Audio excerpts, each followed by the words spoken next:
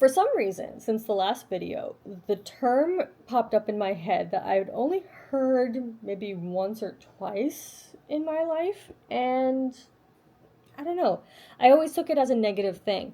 The term is self-possession, and so my first impression when I heard that ever uttered was a pretty negative one, and I had never actually bothered to look into what it actually means.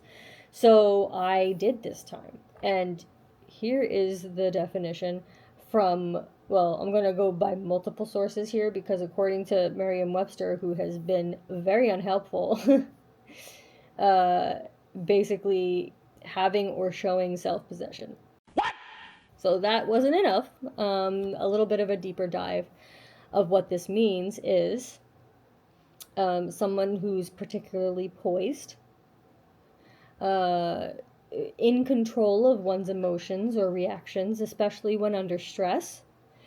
In fact, self-possession is just that, not being possessed by someone else. Means that you are calm, cool, collected, charming, confident. I'm curious where else this goes.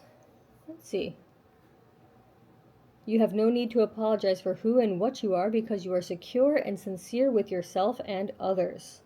And there's like this particular article that goes into a deeper dive of what self-possession, what being a self-possessed person is like. I don't have to get into too much details of it, but it does certainly sound like a very healthy way of being. And in fact, the other day, I'm pretty sure all of the things I was saying about validating your own feelings and at the same time choosing your peace, choosing yourself, being a self-possessed person, you would be choosing yourself in a healthy way. From what I can tell, your ability to have self-possession qualities allows you to then have more fulfilling relationships. Because I want to make this clear too, my objective is not to choose myself and only myself and be completely about myself in the sense that I don't care about the relationships around me. I don't care, I'm like trying to become a happy hermit or something like that. If that is your goal, all power to you. And it's also, when I say happy hermit, obviously I assume that you're really not planning on having like a human connections, community. Oh, hello. Excuse me, sir. That is not my objective. My objective is to just have a balanced life. Being a recovering people pleaser, I had that extreme of putting others in front of myself, being very focused and wanting external validation, external attention, approval, and never actually looking within at any point. And so, in response to that, I went the very opposite direction, the other extreme, where I really was just focusing on my own stuff. I was only thinking about myself. I was only thinking about what I needed and how I was feeling and whatever. And at some point, that started feeling lonely because I was like, and I feel like this would be the case for anybody, even if you're a recovering people pleaser. It's already hard enough to suddenly turn your attention on yourself when you've never really done that. So it is actually a good thing to turn your attention on yourself and stay there almost to an extreme, at least in the beginning and very much for a temporary time, so that you can understand what it feels like to put yourself first, to think about your needs and prioritize those needs first. It can certainly look a little bit unhealthy to begin with, and it might be a little bit unhealthy to begin with because you're learning this. This was something that's very new to you. I didn't know any better. That being said, there is a way to kind of go to that extreme only at certain times, while still having like space in your life or points in your life where you are still showing up, but now it's just from a different perspective, from a much more grounded perspective. And so to be self-possessed, that's an example, that's a facet to choosing yourself, is having that self-possession, meaning you are taking ownership of your feelings and your reactions to things, even in stressful situations, as they said. Essentially, I think, as I mentioned, you're not in possession of someone else. So you are taking ownership of yourself in every aspect, and thereby taking responsibility for yourself, how you present yourself to the world and how you are with yourself, your relationship with yourself, you know what I mean? So it's a very good thing. I think it's also something that we should all aspire to have. So going forward, that is probably going to be the much quicker way of me talking about self possession. Like, oh, self-possession exercises, and this is how we're going to try, to practice self-possession on a regular basis, or in this scenario, whatever, as opposed to saying all of the words that I said before. I didn't realize that that's what I was referring to. But it's great to now have a term for it, right? And so my negative understanding of self-possession, until I actually looked into it, I think I had it confused with self-obsession, which, by definition, let me pull this up real quick. Is this the one? Yeah. So I guess Miriam decided to do us a little better this time. Being excessively preoccupied with oneself or with one's own concerns. Which, the thing about the self-obsessed term, if I said that I was preoccupied with myself, if I was preoccupied with my own concerns, that doesn't inherently sound so bad. It actually sounds like what I should be doing. When I'm not in a social situation, or when I'm not nurturing a relationship that I'm spending time on, or something like that, right? It's the excessive part that's the problem, when it's so much so that you have essentially been removed, right? So that's the negative aspect of self-obsessed. But I also think that you can define for yourself what being self-obsessed means. I kind of see it for my life as a way of describing how I am with my career goals, with my creative goals as an artist, right? I'm so obsessed with my development in my skills and doing better with my career, and pursuing those goals, that of course that's what I'm preoccupying my time with majority of the time. Majority, not all of it. So it's the excessive part is kind of not part of the equation here. So would I say that self-obsessed is necessarily a negative term if it's that kind of definition? No, not exactly.